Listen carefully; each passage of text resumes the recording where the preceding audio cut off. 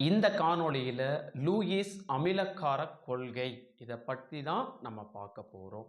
இந்த லூயிஸ் அமிலக்கார கொள்கை ஹரீனியஸ் கொள்கையில் இருக்கக்கூடிய குறைபாடும் பிரான்ஸ்டட் லவ்ரி கொள்கையில் இருக்கக்கூடிய குறைபாடும் சேர்த்து விளக்கப்பட்டது தான் லூயிஸ் அமிலக்கார கொள்கை. எப்படி இந்த கொள்கை உருவாச்சு அப்படின்றதுக்கான விளக்கத்தை நான் சொல்லிடுறேன். ஹரீனியஸ் கொள்கையில் NH3யோட காரத்தன்மை விளக்கப்பட்டிருக்காது. அது ஒரு குறைபாடாக அங்கே சொல்லியிருப்பாங்க.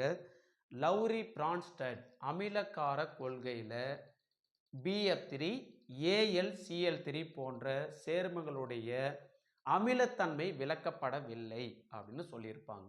இந்த ரெண்டு குறைபாடையும் எடுத்து தான் 1923 கில்பர்ட் லூயிஸ் அப்படின்ற பர்சன் இவரோட அமிலக்கார கொள்கையை உருவாக்குறாரு. ஸோ லூயிஸ் அமிலம் அப்படின்றது எலக்ட்ரான் இரட்டையை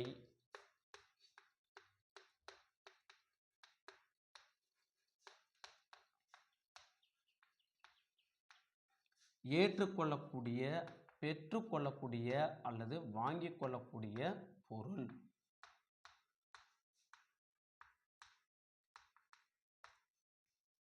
எலக்ட்ரான் இரட்டையை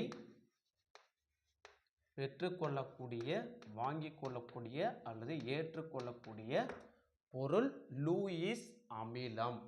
இப்போ லூயிஸ் காரம்,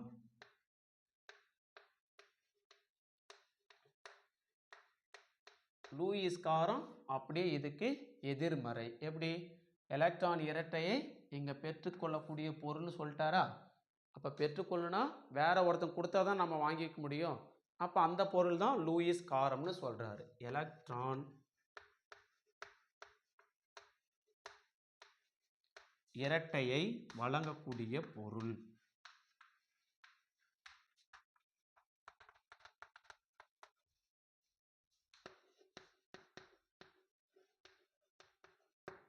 லூயிஸ் காரம் அப்படின்னா எலக்ட்ரான் இரட்டையை வழங்கக்கூடிய பொருள். ஒவ்வொரு அணுவுக்கு மேலையும் பிணைப்பில் ஈடுபடாத எலக்ட்ரான் அப்படின்னு சொல்லுவாங்க. அதாவது தனித்த இரட்டை அப்படின்னு இவங்களை குறிப்பிட்டிருப்பாங்க. ஃபார் எக்ஸாம்பிளுக்கு எக்ஸுக்கு மேலே இந்த மாதிரி குறிப்பிட்டிருந்தாங்க அப்படின்னா இவங்க தான் பிணைப்பில் ஈடுபடாத தனித்த இரட்டை. இந்த தனித்த இரட்டையை பெற்றுக்கொள்ளக்கூடிய அல்லது வாங்கிக் கொள்ளக்கூடிய அல்லது ஏற்றுக்கொள்ளக்கூடிய பொருள் லூயிஸ் அமிலம். அந்த தனித்த இரட்டையை வழங்கக்கூடிய அல்லது கொடுக்கக்கூடிய பொருளுக்கு பேர் தான் லூயிஸ் காரம். இவங்களுக்கு உண்டான உதாரணம்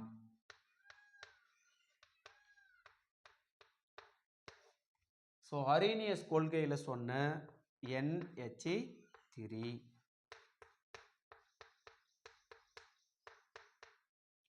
நைட்ரஜனோட அணு எண் 7, எலக்ட்ரான் அமைப்பு 1s2 2s2 2p3.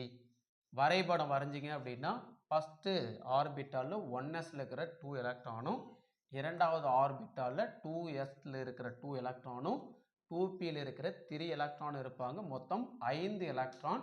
நைட்ரஜனோட இணைதிறன் எலக்ட்ரான் பாருங்க, 3 இணைதிறன் எலக்ட்ரானை 3 ஹைட்ரஜன் அணு கூட சமமாக பங்கிட்டு 3 சகப்பிணைப்பை உருவாக்கி இருக்குது.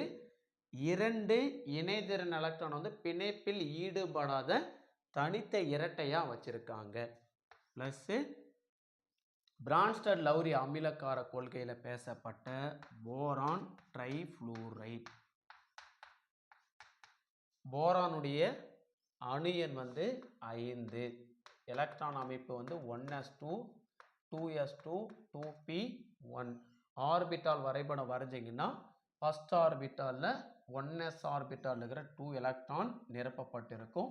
இரண்டாவது ஆர்பிட்டாலில் 2s ஆர்பிட்டாலில் இருக்கிற 2 எலக்ட்ரானும் 2p1 அதில் இருக்கிற 1 எலக்ட்ரானும் நிரப்பப்பட்டிருக்கும். அப்போ 3 இணைதிறன் எலக்ட்ரான் போரானுக்கு இருக்காங்க.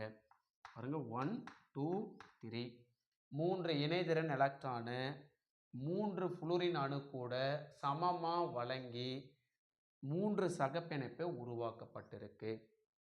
ஆனால் இந்த போரான் அணு பார்த்தீங்கன்னா 8 எலக்ட்ரான் அமைப்பை பெற முடியாமல் இருக்கக்கூடிய ஒரு எலக்ட்ரான் குறை சேர்மம். அப்போ இவங்க என்ன பண்ணுவாங்கன்னா ஒரு தனித்த இரட்டை 2 எலக்ட்ரானை இவங்களுக்கு கொடுத்தா வாங்கிக்குவாங்க.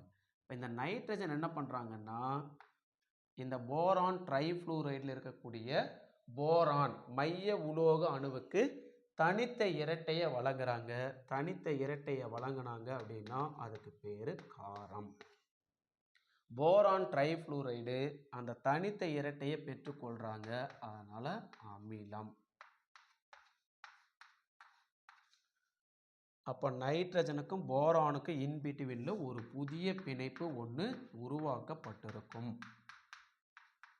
அது சின்ன இந்த மாதிரி அம்புகுறி மூலமா குறிப்பிட்டிருப்பாங்க. ஓகேங்களா? இந்த அம்புகுறி எதனை குறிக்குது அப்படின்னு பார்த்தோம்னா பிணைப்பில் நிறைய வகை இருக்காங்க.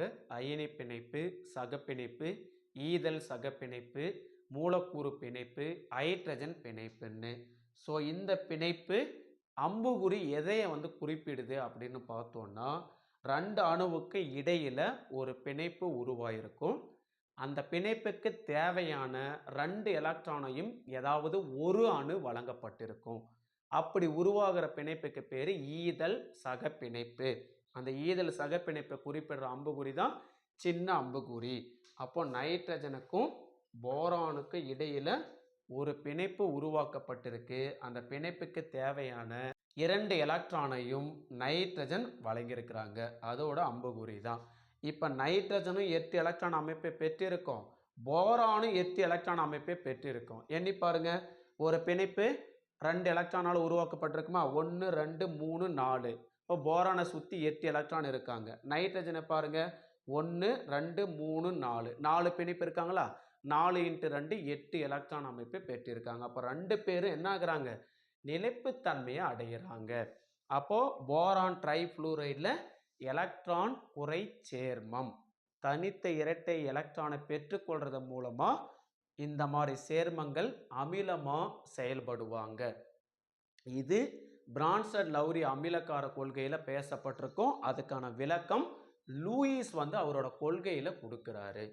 அதுக்கடுத்து NH3 தனித்த இரட்டையை வழங்குறது மூலமா இங்க காரமா செயல்படுதுன்னு விளக்கப்பட்டிருக்கும்.